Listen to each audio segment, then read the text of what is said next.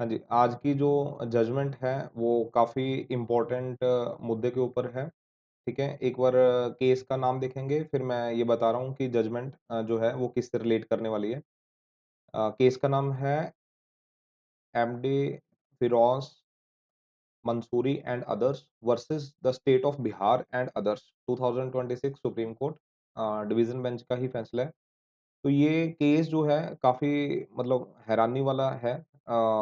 ठीक है? मतलब एक इम्पोर्टेंट हेल्ड कह सकते हैं सुप्रीम कोर्ट की तरफ से। तो आपको भी पढ़ के थोड़ी हैरानी होगी, ठीक है? तो ये केस रिलेट करेगा जी गवर्नमेंट कैन मतलब जो सुप्रीम कोर्ट की रूलिंग है main, the government can exclude the higher qualified candidates when government required a lower qualification in the public posts.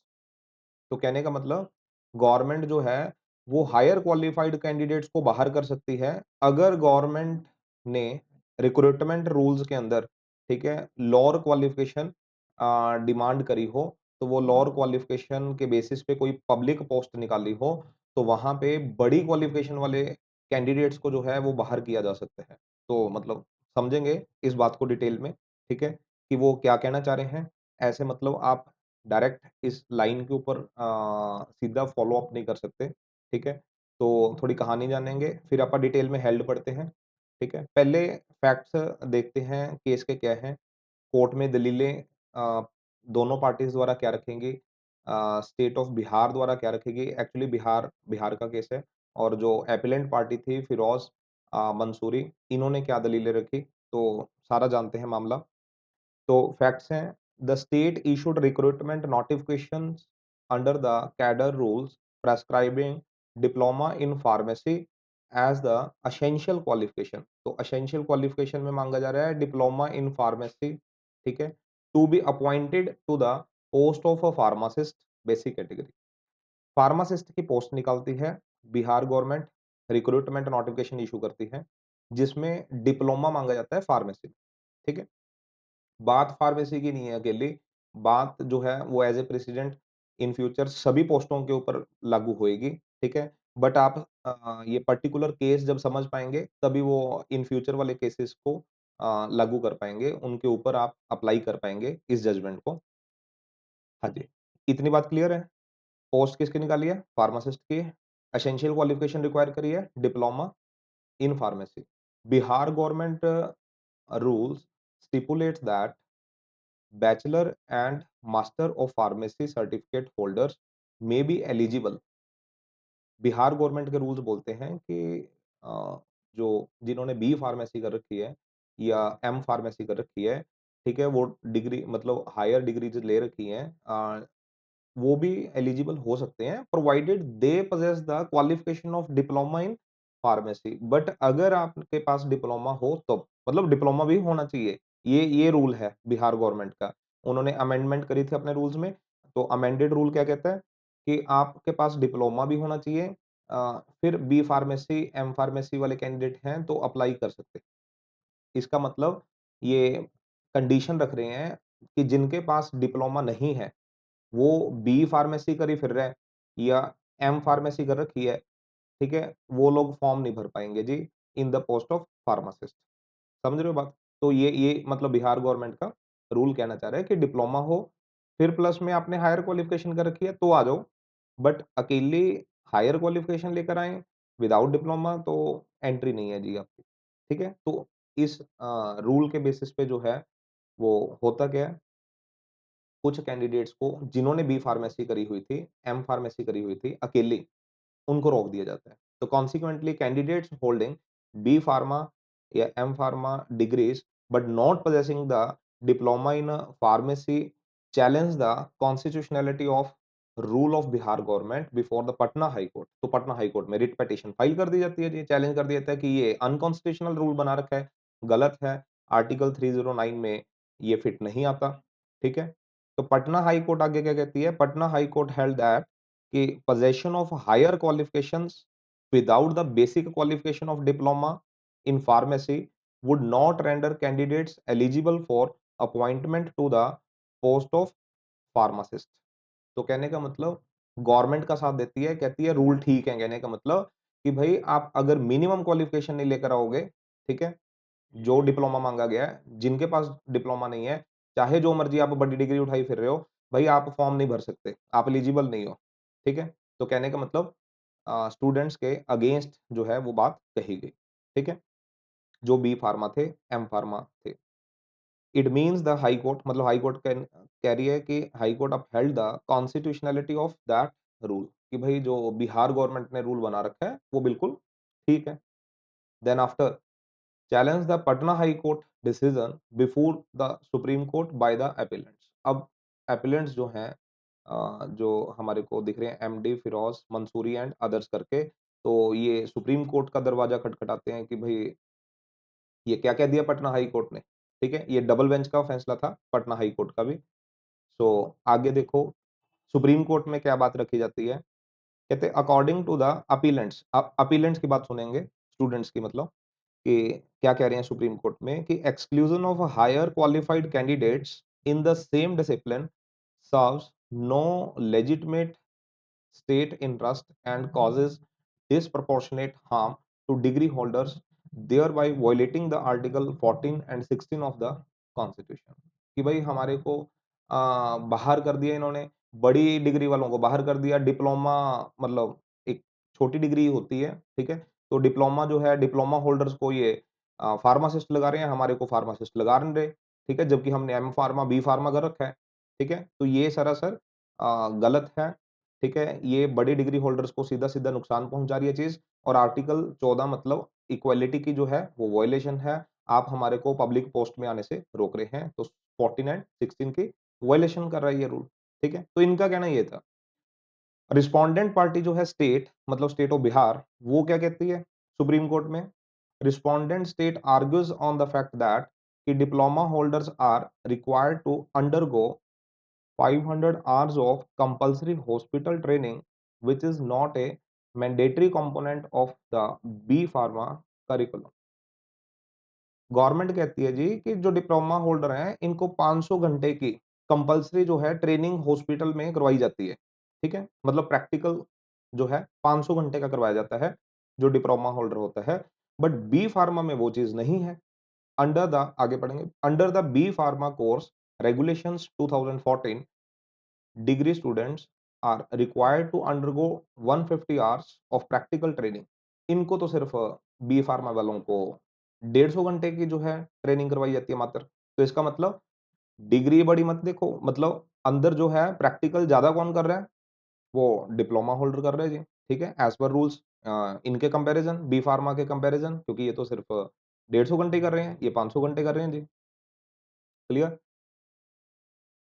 So, and they have the option to undertake the training either in a hospital, community center or within the pharmaceutical industry। वो भी optional होता है, मतलब पहले तो 150 घंटे सिर्फ और 150 घंटे में भी जो है वो ऑप्शनल होता है कि भाई आप कम्युनिटी सेंटर में करना चाहते हैं, कम्युनिटी सेंटर में कर लो, फार्मास्यूटिकल किसी कंपनी में करना चाहते हैं इंडस्ट्री में, वहां पे कर लो, हॉस्पिटल में करनी है, हॉस्पिटल में कर लो। इनकी 500 घंटे की हॉस्पिटल में ही करवाई जाती है, पर्टिकुलरली फिक्स करके, ठीक है? सेकंड जो है वो दलील रखती है बिहार गवर्नमेंट कि secondly short the rulings on the fact that कुछ केस लो दिखाए जाते हैं जो सुप्रीम कोर्ट के ऑलरेडी डिसाइडेड हैं। बिहार पटना हाई कोर्ट मतलब बिहार में पटना हाई कोर्ट जो है उसके जो डिसाइडेड रूलिंग्स हैं वो शो करती हैं कि that the prescription of minimum qualification for the recruitment to a service cadre falls within the exclusive domain of the state government as the employer. भाई एम्प्लॉयर जो है वो स्टेट गवर्नमेंट है, इसने अपने ठीक है पब्लिक सर्वेंट्स को नौकरी देनी है, इन्होंने रखना है। तो सारा कुछ जो मिनिमम क्वालिफिकेशंस है वो डिसाइड कौन करेगी? स्टेट गवर्नमेंट करेगी, ठीक है? तो मतलब ये बात सुप्रीम कोर्ट और हाई कोर्ट्स पहले ऑलरेडी कह चुकी हैं। बट उसमें ये होता है कि मतलब नाजायज़ नहीं करेगी, ठीक है? बट तरीके से जो है वो ठीक है, वो टोटल डिस्क्रिशन जो है इसी की। बट उसको आर्बिट्रेरी तरीके से जो है पावर को यूज़ नहीं किया जा सकता कि बिल्कुल ही अपनी मनमर्जी से गैर कानूनी तरीके से चल पड़े, ठीक है? अगेंस्ट द कॉन्स्टिट्यूशन चल पड़े। तो यहाँ तक आप दलीलें सुनते हैं दोनों की, तो इसके बाद सुप्रीम कोर्ट का जो हेल्ड है, वो पटना हाई कोर्ट के साथ एग्री करने वाला है कि पटना हाई कोर्ट ने जो कहा है, वो बिल्कुल सही कहा है अगेंस्ट द स्टूडेंट और in favour of the state government. ध्यान से समझेंगे बात क्या है। तो it is for the employer to determine and decide the relevancy and suitability of qualification. तो भई एम्प्लॉयर ने ही डिसाइड करना है मिनिमम क्वालिफिकेशन या कौन-सी हमारे को सूट कर रही है, ठीक है? कितने रेलेवेंट फील्ड वाला व्यक्ति हमारे को पोस्ट में पब्लिक पोस्ट में लेकर आना है। So whether a particular qualification should और should not be regarded as equivalent is a matter for the state as the recruiting authority to determine. और ये भी निर्धारित जो है स्टेट गवर्नमेंट ने करना होता है कि this qualification is equivalent to another और नॉट, ठीक है? तो कहने का मतलब कैंडिडेट्स का कहना ये था कि बी फार्मेसी जो है वो डिप्लोमा जो फार्मेसी का डिप्लोमा है उसके इक्वल मानी जाती है जी। उसकी इक्वल मानी जाती है इस कारण से हमारे को एंट्री करवाओ। बट वो तो गवर्नमेंट अब डिसाइड करेगी, सुप्रीम कोर्ट कह रही है कि भई वो इक्वल है भी या नहीं है, क्योंकि वो अंदर डेप्थ में देख रही है, क्योंकि आपके 150 घंटे हैं ट्रेनिंग के, उनके 500 घंटे हैं, तो इक्वल कहाँ से हो जाएँगे आप? समझ गए? तो ये डिसाइड कौन करेगा कि वो क्वालिफ़िकेशन इक्वल आपकी बैठती है दूसरी क्वालिफ़िकेशन के या नहीं? State government. तो इसका मतलब स्टेट की फ़ेवर करी जा रही है। मतलब फ़ेवर क्या कि वो देखो लीगली चलती है सुप्रीम कोर्ट तो। नेक्स्ट चीज़ the diploma in pharmacy course mandates ये बात कही है, कंसीडर करी है सुप्रीम कोर्ट ने। The diploma in pharmacy courses mandates 500 hours of compulsory practical training while under the B pharma courses regulation act 2014 degree students are required to undergo only 150 hours of practical training and they have the option to undertake the training either in the hospital community center or within the pharmaceutical industry. मतलब ये argument ठीक लगी जो Bihar government ने करी थी, उसके साथ एग्री कर रही है। सो दस the decision of the state in making the possession of the diploma as an essential qualification for the appointment cannot be said to be arbitrary। Supreme court ने कहा कि जो ये इन्होंने सिर्फ डिप्लोमा मांग ली है तो इसको हम आर्बिट्रेरी नहीं बोल सकते, अनकॉन्स्टिट्यूशनल रूल्स को नहीं बोल सकते, ठीक है? सबसे इम्पोर्टेंट बात जो आपको लास्ट में समझनी है, अ, ठीक है? जो जो चीज़ कइयों को कन्फ्यूज़न कर सकती है, तो वो बात ध्यान रखेंगे स्पेशली आप। तो क्या लिखते हैं? The supreme court also cleared that समझेंगे बात कि there is no absolute exclusion of graduate और पोस्ट ग्रेजुएट डिग्री होल्डर्स, ठीक है? Degree holder. तो कहने का मतलब जो ग्रेजुएट हैं, जो बी फार्मा है, एम फार्मा है, उनको भाई बाहर नहीं निकाला जा रहा। आप निराश मत होइए, उनको बाहर नहीं निकाल रहे। अगर उनको बाहर निकाल देते तो हम बोल देते कि आर्बिट्रेरी है। दे रिमेन एलिजिबल रूल जो कह रहे हैं बिहार गवर्नमेंट के ऊपर आपने पढ़ी थी ना, जो रूलिंग मैं दिखा देता हूँ एक बार दोबारा आपको। इन्होंने रूल क्लियर किया था कि भई रूल जो है, ठीक है? रूल में ये बात लिखी थी कि आपके पास डिप्लोमा भी हो तो आप भर सकते हैं और बी फार्मा भी हो तो एलिजिबल है। बट अकेली बी फार्मा है, डिप्लोमा नहीं है तो नहीं भर सकते। तो उसके ऊपर बात जो है सुप्रीम कोर्ट क्लियर कर रही है कि भई ग्रेजुएट को बाहर नहीं किया जा रहा, ना पोस्ट ग्रेजुएट को बाहर किया जा रहा है। They remain eligible provided they possess the essential qualification of diploma in pharmacy. But आप डिप्लोमे वाली चीज़ तो फुलफिल करो ना। अगर डिप्लोमा नहीं लेकर आओगे तो फिर आपकी एंट्री नहीं है। ठीक है? क्योंकि वो एम्प्लॉयर ने मतलब बिहार गवर्नमेंट ने डिसाइड कर लिया है कि मेरे को भई प्रैक्टिकल बंदे चाहिए, जिन्होंने 500 घंटे की डो ट्रेनिंग है, वो कर रखी है। समझ गए? तो इस कारण से आपको कंप्लीटली एब्सोल्यूटली बाहर नहीं करा जा रहा, ठीक है? So no disproportionate harm is caused, जो कहना था स्टूडेंट्स का, is caused to them so as to attract the article 14 और 16 ऑफ द कॉन्स्टिट्यूशन। तो 16 और 14 की जो है, वो वायलेशन नहीं करता है बिहार गवर्नमेंट का जो रूल है, क्योंकि अगर वो कहते कि भई सिर्फ डिप्लोमा होल्डर आएँगे, बड़ा डिग्री वाला कोई भी नहीं आएगा, फिर हम आपकी बात मान लेते। ये बात समझ रहे हो? फिर आपकी बात मान लेते, तो अब मतलब बात समझेंगे आप, किसी भी डिग्री पे आपने ये बात लागू करनी है, तो अगर वो कोई छोटे स्ट्रीम वाला जो है, कोर्स जो है वो चूज़ करते हैं कि पट जो प्रैक्टिकल है, कोई डिप्लोमा है, अब किसी भी फील्ड का डिप्लोमा हो, उन्होंने कहा भई डिप्लोमा में ये चीज़ है, तो वो ठीक है, बाकी डिग्रियों में वो चीज़ नहीं है, तो हम डिप्लोमा जो है एसेंशियल कर रहे हैं। तो उसमें चाहे आप जितनी मर्ज़ी बड़ी डिग्री उठाए फिर रहे हो, चाहे वो सेम स्ट्रीम में है, but that is not equivalent. State को लगता है कि ये इक्विवेलेंट नहीं है, तो फिर वो है बाहर जो किए जा सकते हैं कैंडिडेट्स जो हायर क्वालिफ़िकेशन रखते हैं। तो मतलब वहाँ पे बाहर करे जा सकते हैं। अगर हायर क्वालिफाइड कैंडिडेट के पास दोनों चीज़ें हैं, दोनों मिलती हैं, उसको नहीं बाहर किया जा सकता। ये बात आपको समझ आनी चाहिए इस डिसीज़न से क्योंकि लास्ट वाला मेन पॉइंट जो है, वो इसी पे है। समझ गए? तो कहने का मतलब जिसने एम फार्मेसी कर रखी है, बी फार्मेसी कर रखी है, डिप्लोमा भी कर रखा है, वो तो एलिजिबल है ना क्योंकि वो डिप्लोमे की वजह से एलिजिबल हो गया, ठीक है? बट जिसने अकेली बी फार्मेसी, एम फार्मेसी कर रखी है, वो बाहर हो जाएगा। तो ये चीज़ जो है as a president her course के ऊपर जो है वो लागू होगी, ठीक है? रिलेटेड टू दैट मतलब अगर फैक्ट्स जो हैं सेम हमारे को मिलते हैं, इस टाइप के, ठीक है? तो सेम का मतलब ये नहीं है कि अकेले बी फार्मा के लिए ये डिसीज़न आया है। वो डिसीज़न एक अकॉर्डिंग टू फैक्ट्स हो जाता है, but this is applicable on future cases also. Clear है जी? तो केस का नाम ध्यान रखेंगे, Firoz Mansuri versus state of Bihar.